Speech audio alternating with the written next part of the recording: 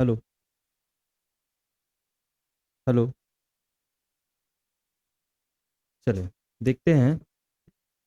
हमने देखा मनरेगा के बारे में, पिछली कक्षाओं में हमने मनरेगा के बारे में देखा है। ठीक है। मनरेगा आपका कंप्लीट होता है वहां पर। अब अपने को देखना है क्या चीज। मनरेगा हो गया, ग्राम सभा में हो गया, क्या चीज होता है? सामाजिक अंकेक्षण होता है। अंकेक्षण मतलब क्या समझते हो? अंकेक्षण के बारे में बताइए थोड़ा। अंकेक्षण किसको कहते हैं?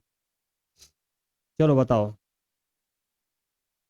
सामाजिक अंकेक्षण क्या चीज है, इसके बारे में बताइए। सामाजिक अंकेक्षण के बारे में अपने शब्दों में बोलिए, टूटे फूटे शब्दों में।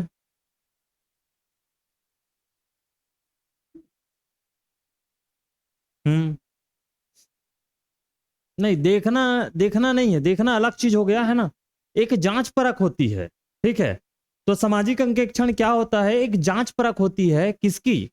जो आप कार्य करवाए थे, है ना, जो अधिकारीगण कार्य करवाए थे, मनरेगा का कार्य होता है, उनकी जांच परख की जाती है। किसके द्वारा की जाती है?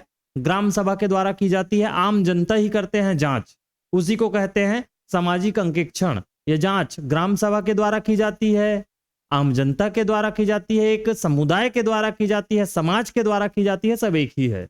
ठीक। तो शुरुआत करते हैं सामाजिक अंकेक्षण के बारे में।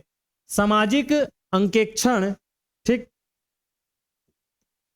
सामाजिक अंकेक्षण ये होता है मनरेगा के तहत। क्या होता है ये? ऑडिटिंग होता है।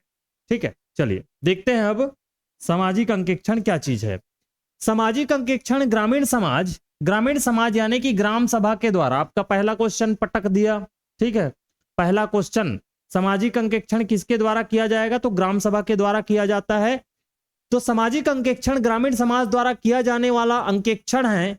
यह एक ऐसी प्रक्रिया है जिसके माध्यम से कार्यक्रम अथवा योजना एवं उनके क्रियान्वयन का मूल्यांकन किया जाता है, उनका प्रभाव कितना पड़ा, और सत्यापन किसके द्वारा किया जाता है? समाज के द्वारा किया जाता है।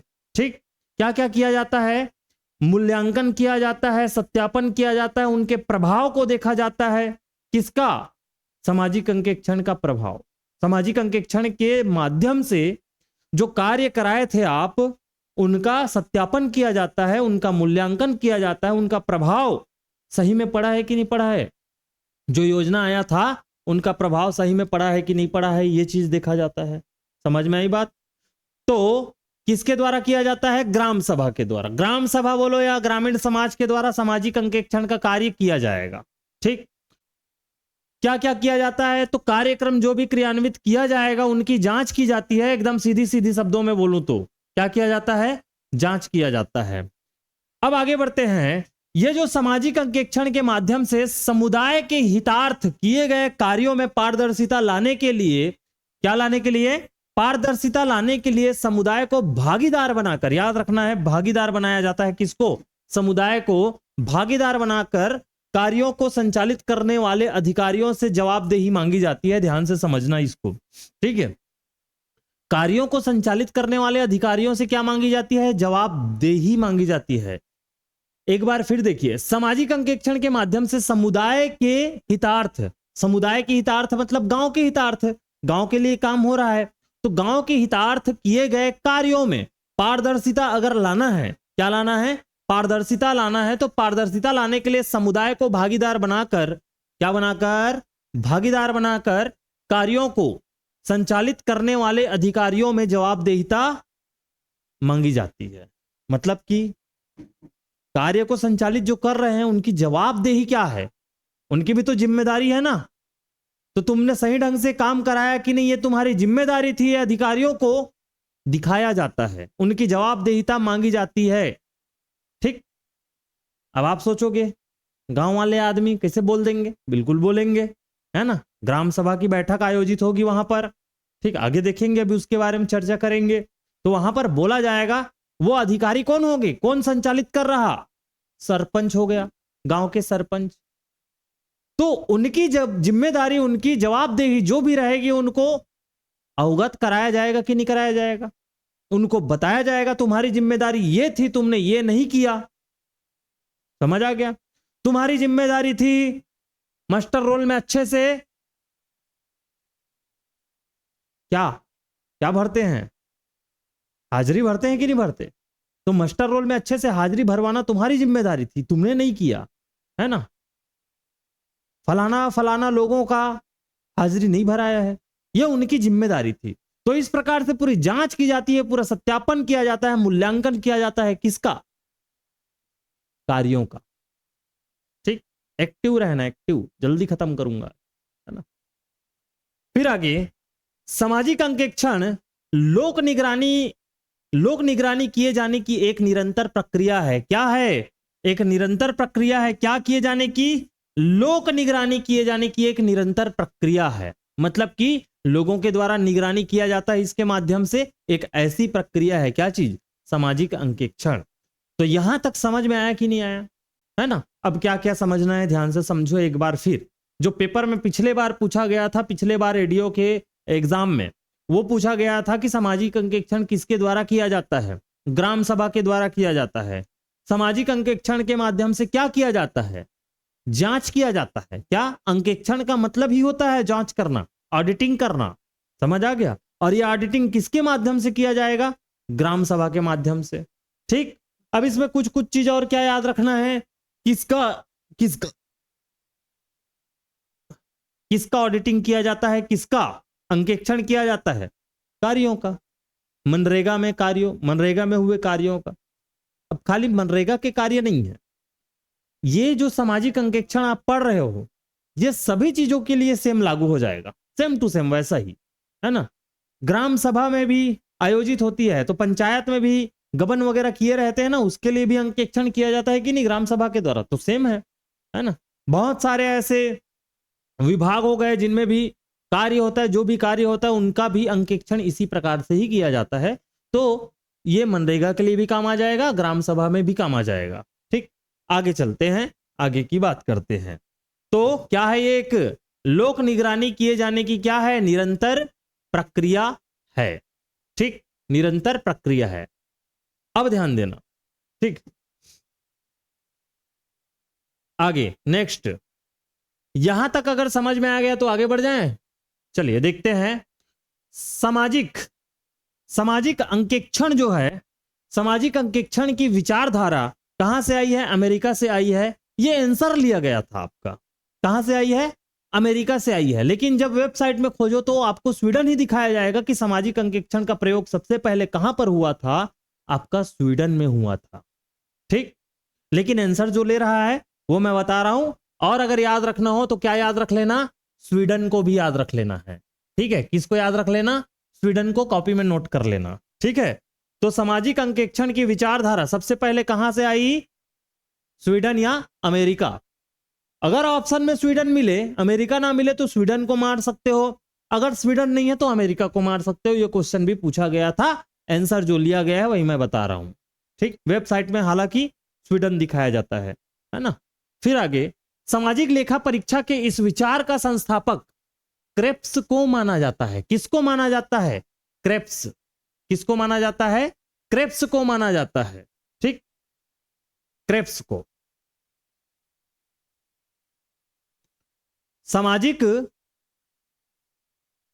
सामाजिक अंकेक्षण के विचार किसको माना जाता है? इसका संस्थापक पिता क्रेप्स को माना जाता है। याद रहेगा। तो क्रेप्स का नाम याद रख लेना, अमेरिका का नाम याद रख लेना। अमेरिका में सबसे पहले इसका प्रयोग किया गया, यह याद रख लेना। क्रेप्स को इसका संस्थापक माना जाता है, यह याद रख लेना है। उसके बाद नेक्स्ट की बात करें अगर, तो भारत में सामाजिक लेखा परीक्षा करने वाला पहला संगठन कौन था? Tata iron and steel company limited, जिसको कहा जाता है टिस्को। और टिस्को कहां पर है आपका? जमशेदपुर में है। ठीक, TISCO, Tata iron and steel company limited, TISCO के द्वारा सबसे पहले भारत में सामाजिक लेखा परीक्षण का कार्य किया गया था। उसी के द्वारा जांच कराया गया था। कहां पर? भारत में। 1979 में यह कार्य किया गया था। कब किया गया था? 1979 में, वही टिस्को में। संविधान के 73वें संशोधन के बाद इसका महत्व बढ़ गया, जिसमें पंचायती राज संस्थाओं को शामिल किया गया, देखो सबसे पहले किसने किया, टिस्को ने किया, टिस्को ने, Tata steel iron company limited ने। उसके बाद इसका महत्व बढ़ गया, कब, महत्व कब बढ़ा, जब 73वां संशोधन हुआ पंचायती राज संस्थाओं के लिए, उसके बाद इसका महत्व बढ़ गया और मनरेगा के अंतर्गत भी इसको शामिल कर दिया गया, पंचायती राज संस्थाओं के अंतर्गत। ठीक, अगला क्वेश्चन जो इंपॉर्टेंट है, मनरेगा की धारा 17 में क्या दिया है, सामाजिक अंकेक्षण के बारे में बताया गया है, पीछे भी पढ़े हैं हम लोग, लेकिन उस समय आप लोगों ने ध्यान नहीं दिया था, अब ध्यान दोगे, मुझे पता है, ठीक है ना। मैं बताया था मनरेगा की धारा 17 में क्या किया, किसके बारे में बताया गया है, सामाजिक अंकेक्षण के बारे में बताया गया है, उसका उल्लेख किया गया है, जिसके अंतर्गत वर्ष में 2 बार, मतलब प्रत्येक 6 महीने में 1 बार क्या किया जाएगा, सामाजिक अंकेक्षण का कार्य किया जाएगा। और किसके द्वारा किया जाएगा, ये ग्राम सभा के द्वारा किया जाएगा।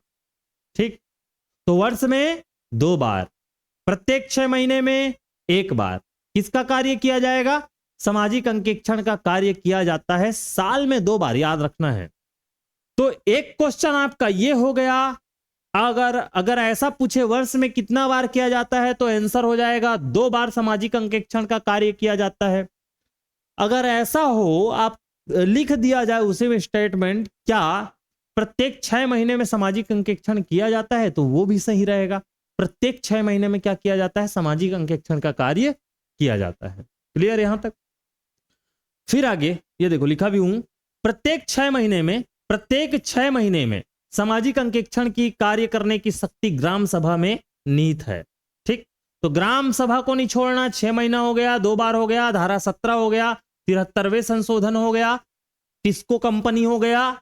ठीक, ये सारे चीज क्या करने हैं, याद रखने हैं, ये सारे चीज याद रखने हैं। 1 मिनट ना, चल आगे देखते हैं।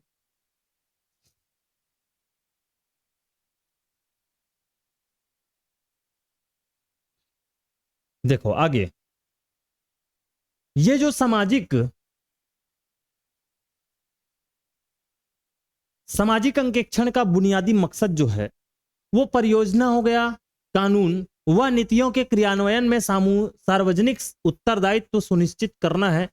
एक्चुअली इसका एकदम मकसद, अगर उद्देश्य देखा जाए सामाजिक अंकेक्षण का, तो इसका एकदम बुनियादी मकसद की अगर बात करोगे ना, तो वही उत्तरदायित्व निर्धारित करना, किसका, अधिकारियों का। एकदम सीधे सीधे साफ तौर पर अगर बोला जाए तो क्या, सार्वजनिक उत्तरदायित्व सुनिश्चित करना है। किसका किसका उत्तरदायित्व, अधिकारियों का उत्तरदायित्व क्या करना है, सुनिश्चित करना है। ठीक, चलिए आगे देखते हैं।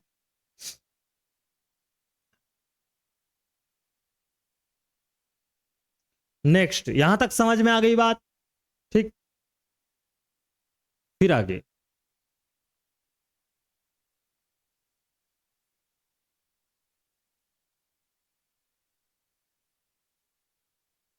एक मिनट,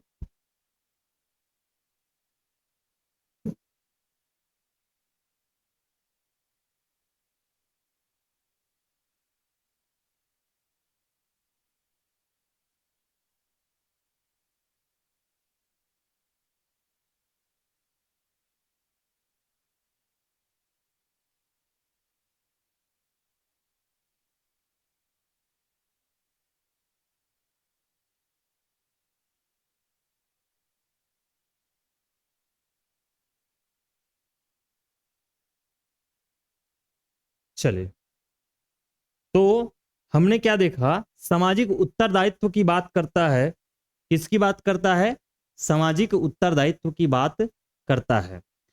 फिर आगे ध्यान से समझना, सामाजिक अंकेक्षण जो है, इसके मुख्य उद्देश्य आखिर क्या हो जाएंगे, सामाजिक अंकेक्षण के मुख्य उद्देश्य। ठीक, अच्छे से समझना, उद्देश्य पूछा जाता है ना। सामुदायिक भागीदारी, सबसे पहला कौन सा, सामुदायिक भागीदारी, इसका क्या हो जाएगा, मुख्य उद्देश्य हो जाएगा। सामुदायिक भागीदारी का मतलब क्या हुआ, यहां पर सामाजिक अंकेक्षण किसके द्वारा किया जाता है, ग्राम सभा के द्वारा किया जाता है, एक समुदाय के द्वारा किया जाता है। तो उसकी भागीदारी इस कार्य में हुआ कि नहीं हुआ? हुआ ना, ठीक। उसकी भागीदारी बढ़ चढ़कर हो रही है। समाज की भागीदारी बोल लो या ग्राम सभा की भागीदारी आपको देखने को मिलेगी। तो इसको आप बोल सकते हो सामुदायिक भागीदारी हेतु क्या, ये तो उद्देश्य है उसी का, सामुदायिक भागीदारी, समाज की भागीदारी, ग्राम सभा की भागीदारी, ठीक। दूसरा क्वेश्चन, मस्टर रोल की जांच करना। मस्टर रोल की जांच कौन करता है? ग्राम सभा के द्वारा की जाती है। यह भी एक उद्देश्य हो गया, क्योंकि सारे कार्य यहां पर ग्राम सभा ही करेंगे, सारे जांच परख ग्राम सभा के द्वारा ही किया जाएगा, ठीक। अनियमितताओं पर रोक लगाने हेतु सामाजिक अंकेक्षण किया जाता है, यह भी एक उद्देश्य है। अनियमितता पर रोक लगाना है। अनियमितता का मतलब क्या? जहां पर जरूरी नहीं है वहां पर भी खर्चा कर देना, अनियमितता हुआ, ठीक। तो ऐसी चीजों पर भी रोक लगाना, यह किसका कार्य हो जाएगा? ग्राम सभा का कार्य हो जाएगा, सामाजिक अंकेक्षण के माध्यम से, ठीक। क्योंकि कई बार होता है ना, फालतू चीजों में भी खर्चा हो जाते हैं, वित्तीय अनियमितता भी कर देते हैं कई लोग, है कि नहीं? करते हैं कि नहीं करते? उसको आप बोलोगे वित्तीय अनियमितता। तो ऐसे कई प्रकार के अनियमितता होते हैं जिस पर रोक लगाना बहुत जरूरी हो जाता है, नहीं तो फिर वही आंख में खटकने लगता है फिर से, है ना। फिर आगे जवाबदेही का निर्धारण। किसकी जवाबदेही का निर्धारण? अधिकारियों की जवाबदेही का निर्धारण किया जाता है इसके माध्यम से, अभी तो बताया था, ठीक। पारदर्शिता का निर्धारण। जब ग्राम सभा के लोग पंचायत में बैठेंगे, सामाजिक अंकेक्षण करने के लिए बैठेंगे, तो फिर क्या किया जाएगा? सारे डॉक्यूमेंट वगैरह को देखा जाएगा, रजिस्टर को देखा जाएगा, मस्टर रोल की जांच की जाएगी, सारे चीजों को देखा जाएगा। तो ऐसे देखेंगे तो कभी ना कहीं सामने वाले अधिकारी डरेंगे ना, इससे क्या बढ़ेगी? पारदर्शिता आती है, ठीक। एक डर पैदा होगा, एक दबाव पैदा होगा जनसमूह का, इससे क्या आती है? पारदर्शिता आती है, ठीक। फिर नेक्स्ट, न्याय संगत प्रक्रिया। न्याय संगत प्रक्रिया मतलब कि जब ग्राम सभा सामने में आ जाएगी सारे चीजों को जांच करने के लिए, तो किसी के साथ अन्याय नहीं होने देगा। अगर मान के चलो किसी भी व्यक्ति ने काम किया है, उसका मस्टर रोल में उसका नाम, हाजिरी प्रदर्शित है, लेकिन उसको पैसा नहीं मिला है, तो उस व्यक्ति के साथ अन्याय हुआ। उस अन्याय को न्याय दिलाने के लिए ग्राम सभा बढ़ चढ़कर हिस्सा लेगी। क्या करेगी? ग्राम सभा हिस्सा लेगी कि नहीं है? ग्राम सभा की भागीदारी रहेगी उसमें, है ना। तो उसको दिलाया जाएगा उसका पैसा, अगर सही में मेहनत किया है तो। क्या होता है, कई अधिकारी लोग खा जाते हैं, पहले ऐसी चलता था, है ना। काम किसी और ने किया और किसी और खा गए, कोई और खा गया।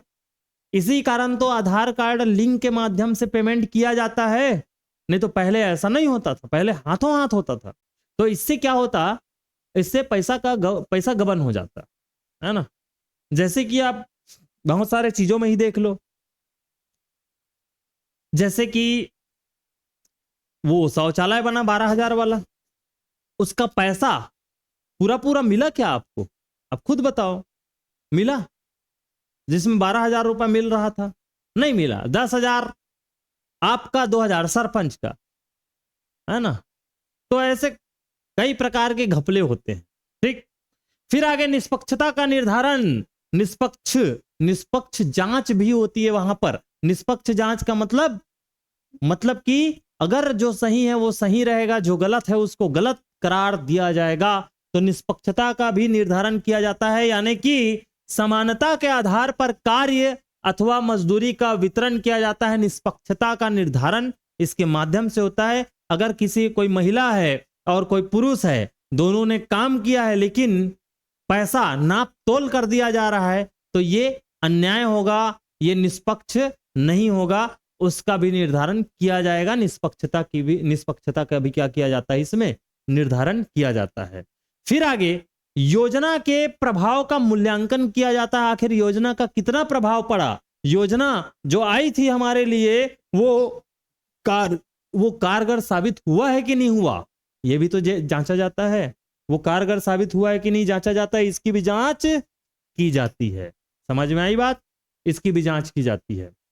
फिर नेक्स्ट आगे की अगर बात करें तो ध्यान से समझिएगा। तो इतना उद्देश्य समझ में आया सभी को, 8 उद्देश्य अभी हमने देख लिया।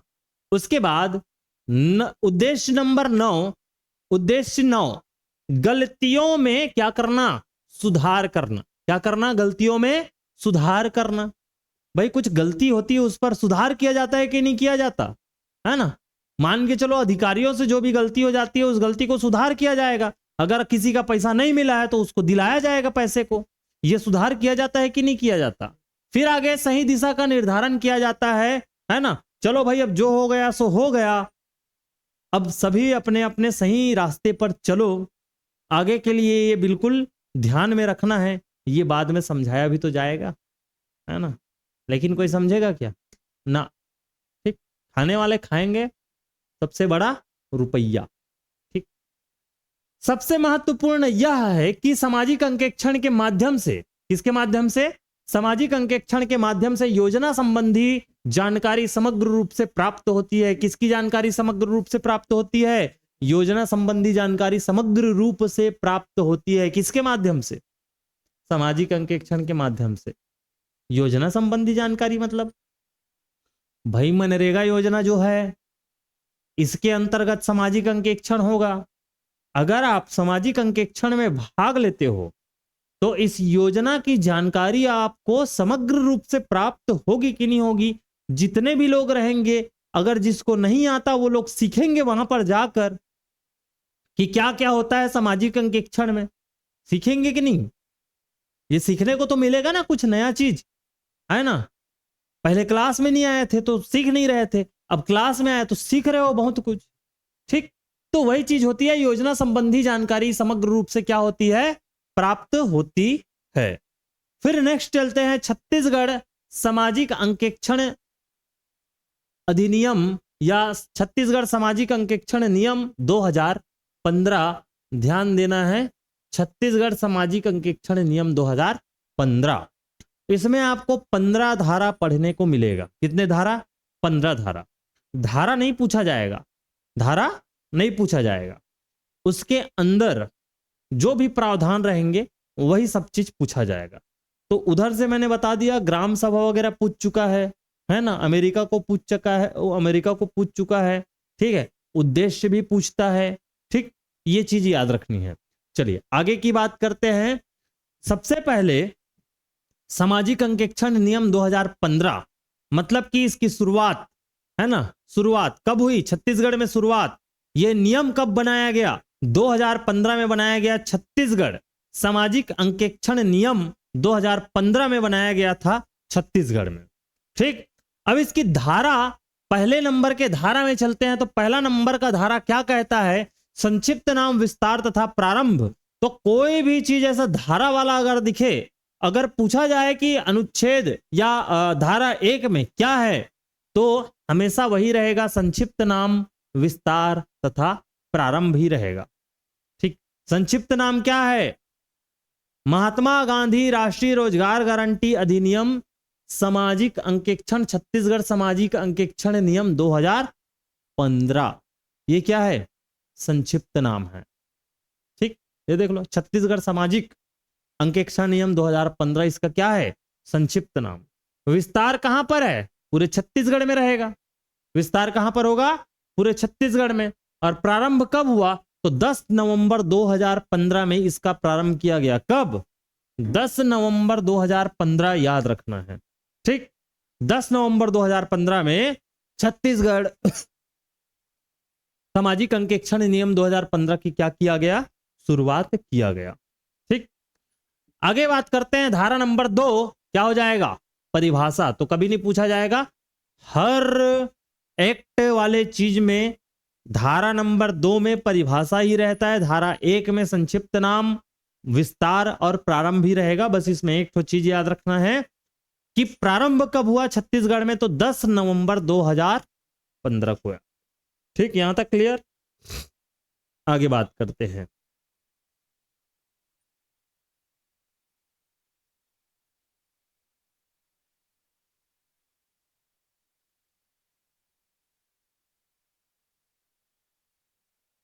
चलिए देखते हैं धारा नंबर 3। धारा 3 क्या कहता है? सामाजिक अंकेक्षण संसाधन आधार। इसका मतलब क्या हुआ? सामाजिक अंकेक्षण संसाधन आधार का मतलब सामाजिक अंकेक्षण करने के लिए, सामाजिक अंकेक्षण करने के लिए आधार कौन कौन से होंगे आपके पास?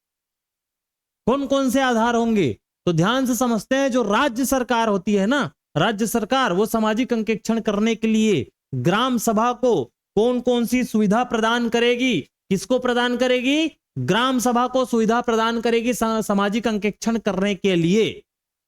अब वो कौन कौन सी सुविधा प्रदान करती है सामाजिक अंकेक्षण करने के लिए? तो पहला नंबर सामाजिक अंकेक्षण इकाई, ये भी तो प्रदान करेगी, है ना। शुरुआत होती है यहां से सामाजिक अंकेक्षण के लिए मटेरियल इकट्ठा करना। ठीक, तो सबसे पहला सामाजिक अंकेक्षण इकाई प्रदान करती है राज्य सरकार। कौन प्रदान करेगी ये याद रखना है। तो कौन? राज्य सरकार प्रदान करेगी। ठीक, क्या प्रदान करती है? सामाजिक अंकेक्षण इकाई प्रदान करती है। और ये जो सामाजिक अंकेक्षण इकाई होता है, इसका जो अध्यक्ष होता है वो राज्य के मुख्य सचिव होते हैं, छत्तीसगढ़ के मुख्य सचिव। समझ आ गई बात? वो इसके अध्यक्ष होते हैं। और इसके अलावा इसमें 11 सदस्य और होते हैं। कितने सदस्य होते हैं? 11 सदस्य और होते हैं। किसमें? सामाजिक अंकेक्षण इकाई में। वो इकाई है सबसे बड़ा, सबसे ऊंचा, सामाजिक अंकेक्षण का सबसे ऊंचा आधार कौन है? सामाजिक अंकेक्षण इकाई, जिसमें एक अध्यक्ष होगा। वो अध्यक्ष कौन होगा? मुख्य सचिव, राज्य के मुख्य सचिव होते हैं। और इसके अलावा 11 अन्य सदस्य भी होते हैं। इसके अलावा अब देखो, सभी ग्राम पंचायतों में सामाजिक अंकेक्षण की प्रक्रियाओं को सुविधा प्रदान करने हेतु उत्तरदायी होते हैं। कौन उत्तरदायी होगा? प्रक्रिया, जो भी सामाजिक अंकेक्षण की प्रक्रिया होगा उसको सुविधा प्रदान करने के लिए, क्या प्रदान करने के लिए? सुविधा प्रदान करने के लिए सामाजिक अंकेक्षण इकाई जो है वो क्या? उत्तरदायी होगा। ठीक, इसमें अध्यक्ष के अलावा अन्य 11 सदस्य भी शामिल होते हैं। तो देखो, सामाजिक अंकेक्षण करना है। अब ग्राम सभा के पास कुछ कुछ चीजों की कमी है, तो उन कमियों को कौन पूरा करता है? सामाजिक अंकेक्षण इकाई। भगवान है ऊपर में बैठ के देखता है ना, आदेश देगा। ठीक, कि तुमको क्या चाहिए? ये चाहिए, है ना, ले लो। और कुछ चाहिए? ले लो। ठीक, किसको? बाकी अपने नीचे वाले को।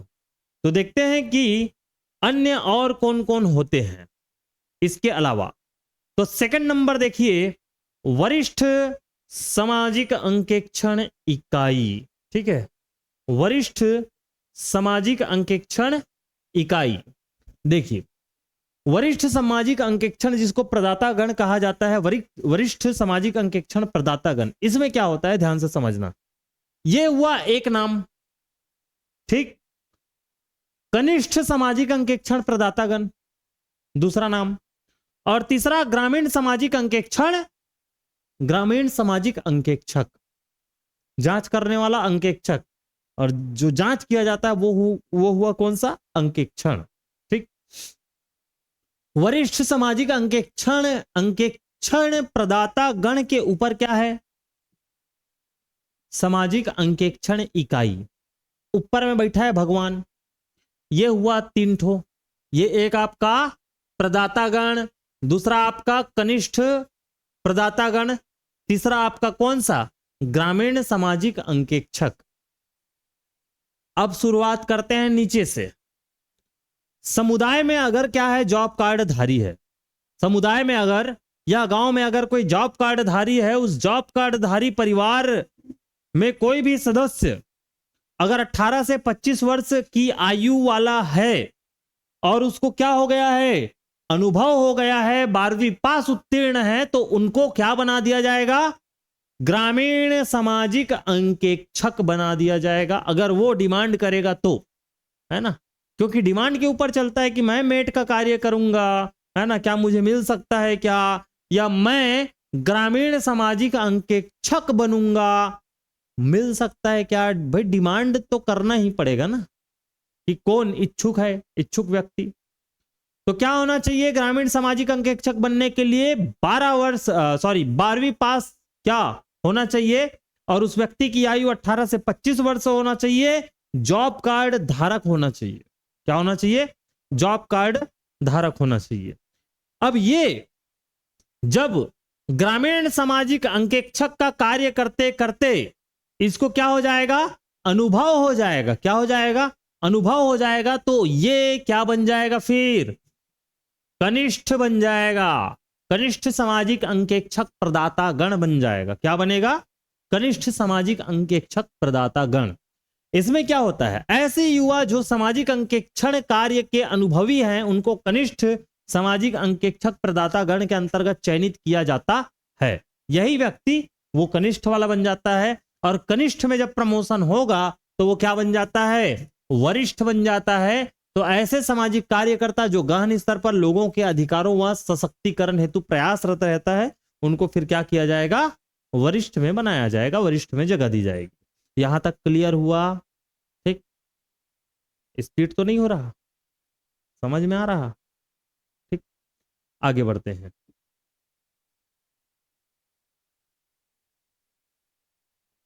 फिर आगे ये देखो, नीचे के तीनों समिति, नीचे के 3 समिति कौन कौन सा बताया? एक सबसे पहले नीचे से ग्रामीण सामाजिक अंकेक्षक, ग्रामीण सामाजिक अंकेक्षक, दूसरा कनिष्ठ सामाजिक अंकेक्षक, तीसरा वरिष्ठ सामाजिक अंकेक्षक। ऊपर में कौन बैठा है? भगवान। ठीक, सामाजिक अंकेक्षक इकाई।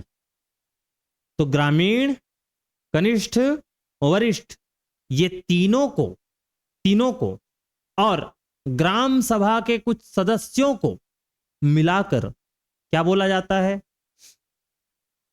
अंकेक्षक दल कहा जाता है, सामाजिक अंकेक्षक दल। नीचे के तीनों समिति प्लस ग्राम सभा में 5 सदस्यों को सामाजिक अंकेक्षक दल के नाम से जाना जाता है। यहां तक क्लियर हुआ कि सामाजिक अंकेक्षक दल किसको बोला जाता है? नीचे से जो ग्रामीण सामाजिक अंकेक्षक हुआ, ग्रामीण सामाजिक अंकेक्षक, दूसरा क्या हुआ? कनिष्ठ, तीसरा वरिष्ठ प्रदातागण, ऊपर के 2 प्रदातागण, ये तीनों को मिला दोगे ना, और प्लस ग्राम सभा के 5 सदस्य, तो इनको क्या बोला जाएगा? ठीक, सामाजिक अंकेक्षक दल के नाम से जाना जाता है। फिर आगे देखते हैं अगला, नेक्स्ट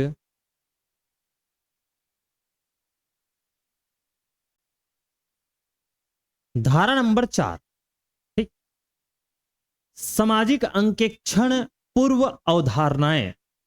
सामाजिक अंकेक्षण पूर्व अवधारणाएं, इसका मतलब क्या हुआ?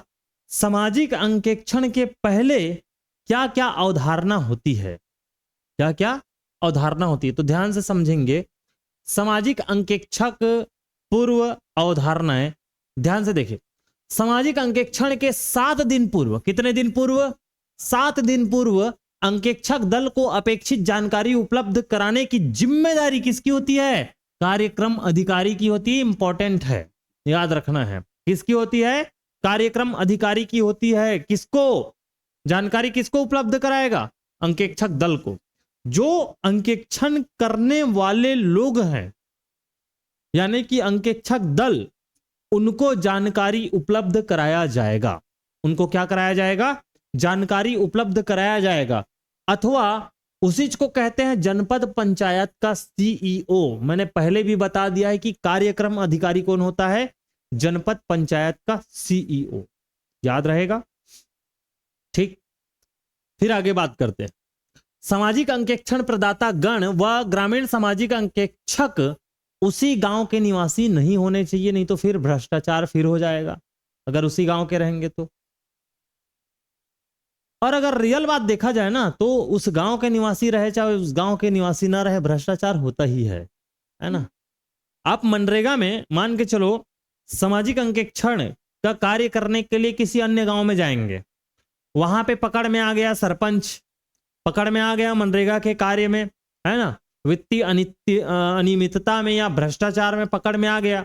आप उनको बोलोगे, है ना, मैचिंग नहीं हो रहा है बाबा, ठीक, तो लिफाफा में भर के आपको खर्चा पानी जरूर दिया जाएगा, हो गया काम खत्म।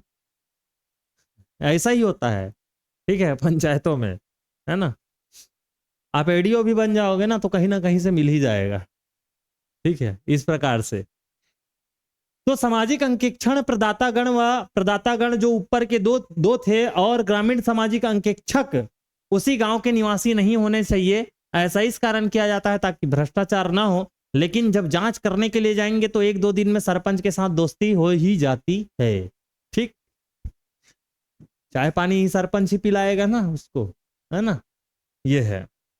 फिर आगे धारा 5, अंकेक्षण की कार्यवाही कैसे कैसे होती है, तो इनकी कार्यवाही को देखते हैं। अंकेक्षण की जो कार्यवाही है वो कैसे होती है, ध्यान से समझेंगे, ठीक। सबसे पहले धारा नंबर 5, अंकेक्षण की कार्यवाही। छत्तीसगढ़ के समस्त ग्राम पंचायत में अंकेक्षण का कार्य प्रत्येक 6 माह में कम से कम कितने बार होने चाहिए, एक बार। प्रत्येक 6 माह में एक बार होना चाहिए, साल में 2 बार। 6 महीने में एक बार अंकेक्षण का कार्य होना चाहिए, साल में 2 बार होना चाहिए, कम से कम एक बार प्रत्येक 6 माह में, ठीक। सामाजिक अंकेक्षण इकाई द्वारा जिला प्रशासन के परामर्श से प्रत्येक वर्ष के आरंभ में सामाजिक अंकेक्षण के निष्पादन संबंधी समय सारणी पर निर्णय लिया जाएगा। किसके, ध्यान से समझो, यहां पर सामाजिक अंकेक्षण इकाई के द्वारा, किसके द्वारा, सामाजिक अंकेक्षण इकाई ऊपर में जो भगवान बैठा है ना उसके द्वारा जिला प्रशासन से क्या लिया जाएगा, परामर्श लिया जाएगा। अब जिला प्रशासन मतलब कलेक्टर भी हो सकता है या जिला के सीईओ भी हो सकता है ना, जिला पंचायत के सीईओ। तो वो जिला पंचायत के जिला प्रशासन के परामर्श से प्रत्येक वर्ष के आरंभ में, प्रत्येक वर्ष के शुरुआत में क्या सामाजिक अंकेक्षण करना है, ऐसे समय सारणी पर क्या लिया जाएगा, निर्णय लिया जाएगा। यहां तक क्लियर। तो निर्णय कौन लेता है, सामाजिक अंकेक्षण इकाई ऊपर में बैठा भगवान। किसके परामर्श से, जिला प्रशासन के परामर्श से। प्रत्येक वर्ष कब, प्रत्येक वर्ष के आरंभ में, ठीक।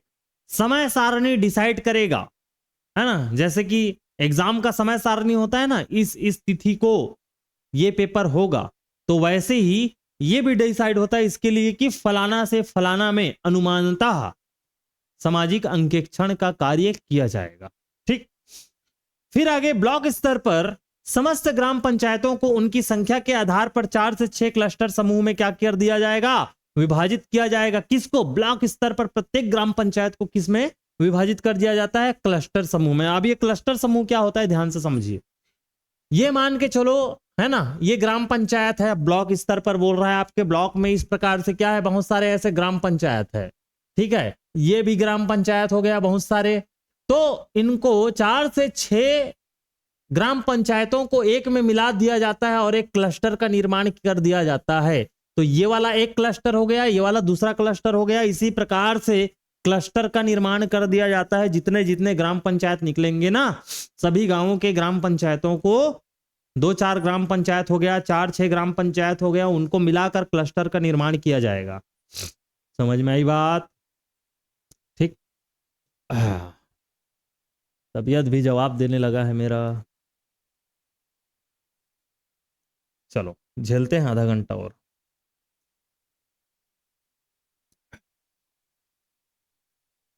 वहां पे पानी होगा लाना डब्बा में, हाँ? आपकी भी तबीयत ठीक नहीं है कि नींद सता रही, अच्छा पानी पी लो।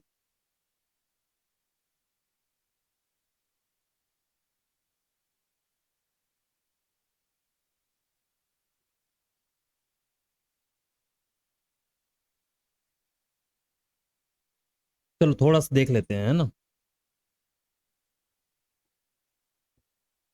तो क्लस्टर समझ में आया। ब्लॉक स्तर पर काहे का निर्माण किया जाएगा? क्लस्टर का निर्माण किया जाए।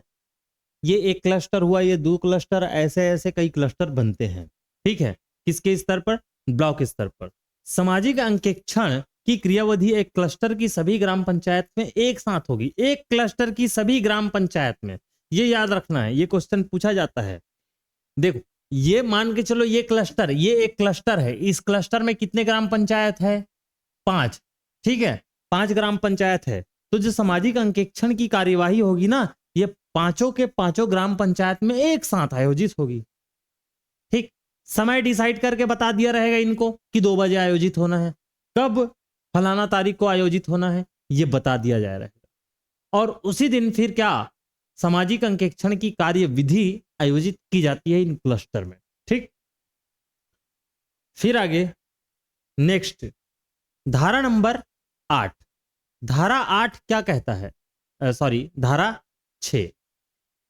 चलो 6 बस देख लेते हैं, है ना, फिर नेक्स्ट क्लास में देखेंगे कल। धारा नंबर 6 क्या कहता है? अभिलेखों के लिए आवेदन। अब अभिलेखों के लिए आवेदन मतलब कि मान के चलो मैं सामाजिक अंकेक्षक दल में शामिल हूं। क्या सामाजिक अंकेक्षक दल में शामिल हूं, तो मुझे चाहिए क्या चीज जांच करने के लिए? अभिलेख चाहिए, वो रजिस्टर चाहिए, वो प्रपत्र चाहिए, वो सारी चीजें चाहिए, मास्टर रोल चाहिए। सारी चीजों को मैं देखूंगा कि नहीं देखूंगा? बिल, बिल सामग्री मंगाए थे ना, उसका बिल मुझे देखना है ना, कि सही में इतने का मंगाया है कि नहीं मंगाया, वो भी तो देखना पड़ेगा ना। तो इसके लिए मैं किसके पास आवेदन करूंगा? ध्यान से समझना, अभिलेखों के लिए आवेदन। अभिलेखों के लिए आवेदन तो सामाजिक अंकेक्षण आरंभ होने से 15 दिन पूर्व, याद रखना है, कितने दिन पूर्व? 15 दिन पूर्व जनपद पंचायत में सीईओ को क्या किया जाएगा? आवेदन दिया जाएगा और अभिलेखों की मांग की जाएगी। कितने दिन पूर्व? 15 दिन पूर्व। किससे मांगा जाएगा? जनपद पंचायत के सीईओ से। ठीक, जनपद पंचायत के सीईओ से आवेदन की मांग की जाएगी तथा सीईओ के द्वारा 7 दिन के भीतर, कितने दिन के भीतर? 7 दिन के भीतर अपेक्षित जानकारी प्रदान की जाएगी। अंकेक्षक दल को उपलब्ध दस्तावेज कुछ होंगे ना, बाद में दिया जाएगा। जब 7 दिवस के भीतर इनको जानकारी प्रदान की जाएगी तो कुछ ना कुछ तो मिलेगा ना अंकेक्षक दल को, कि नहीं मिलेगा? ठीक, तो ये चीज समझ में आई बात, है ना। अंकेक्षक दल सीईओ को आवेदन देंगे कि हमको अभिलेख देखना है। कितने दिवस के भीतर? 15 दिन के भीतर। जब उसको आवेदन मिल जाएगा तो 7 दिन के भीतर क्या वो आपको सौंपेगा अभिलेख को। ठीक, और क्या क्या सौंपेगा? ठीक है, क्या क्या सौंपेगा ध्यान से समझना, इसको समझ लो। ग्राम सभा का अनुमोदन, ग्राम सभा का अनुमोदन मिला है कि नहीं मिला है, उसका भी तो स्लिप होगा ना, है ना, कागज पर, वो भी दिखाया जाएगा। मास्टर रोल को दिखाया जाएगा, माप पुस्तिका को दिखाया जाएगा कि कितने कितने माप होता है और कितना माप किया गया था। ये सारे चीज दिखाया जाएगा कि नहीं दिखाया जाएगा। फिर नेक्स्ट में और देखते हैं इसमें, नेक्स्ट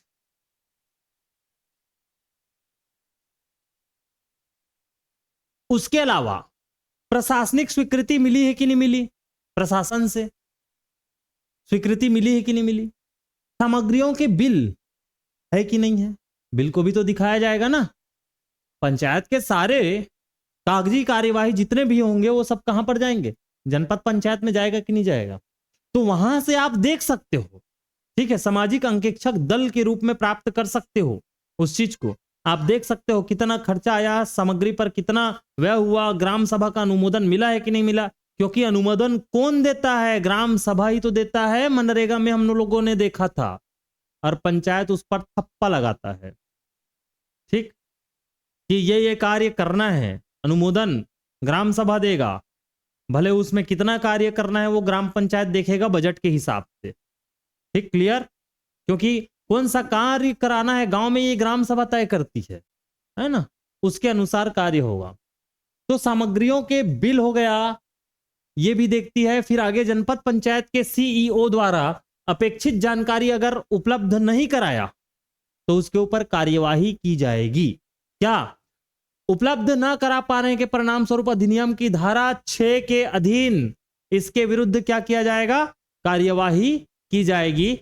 जानकारी ना मिलने पर अब आप क्या करोगे? जानकारी आपको नहीं मिला तो सामाजिक अंकेक्षक दल हो आप, अगर आपको सीईओ से जानकारी नहीं मिला तो क्या देखोगे? ऐसे चुपचाप हाथ पकड़ के बैठे रहोगे? नहीं ना, वेबसाइट में जाओगे। वो वेबसाइट क्या है? http://narega.government.in। ठीक, देखो http://narega.nic.in से जानकारी प्राप्त करके आप सब चीज को देखोगे। अगर सीईओ ने नहीं दिया आपको तो कहीं ना कहीं हाथ पैर तो मारोगे, तो वहां से देखोगे और उसके ऊपर कार्यवाही होगी। ठीक, फिर आगे चलो 6 तक खत्म करते हैं, है ना। उसके बाद नेक्स्ट 7 नंबर से, धारा नंबर 7 से अगले दिन देखेंगे। किसी भी स्थिति में सामाजिक अंकेक्षण का निष्पादन कार्य उपरोक्त कारणों के कारण स्थगित नहीं की जा सकती। देखो डेट वगैरह तो फिक्स हो गया था ना, डेट वगैरह फिक्स हो गया था कि इस तारीख को सामाजिक अंकेक्षण का कार्य किया जाएगा, इतने बजे सामाजिक अंकेक्षण का कार्य इतने क्लस्टर के पंचायतों में शुरू हो जाएगा। ये सब चीज फिक्स हो गया है तो स्थगित नहीं हो सकता, स्थगित नहीं हो सकता। ये भी बात याद रखनी है। अगर सामाजिक अंकेक्षक दल को अभिलेख ना मिला तो चर्चा किस पर करेंगे? ये नहीं सोचना, स्थगित हो ही नहीं सकता, वो बाद में देखा जाएगा। जब बैठक में जाएंगे तो कुछ ना कुछ तो चर्चा होगी, या नेक्स्ट डे किसी ना किसी माध्यम से नेक्स्ट डे इस बैठक को क्या किया जाएगा? आयोजित किया जाएगा। ठीक, तो आगे की चर्चा हम कल करते हैं, है ना। आज के लिए बस इतना ही।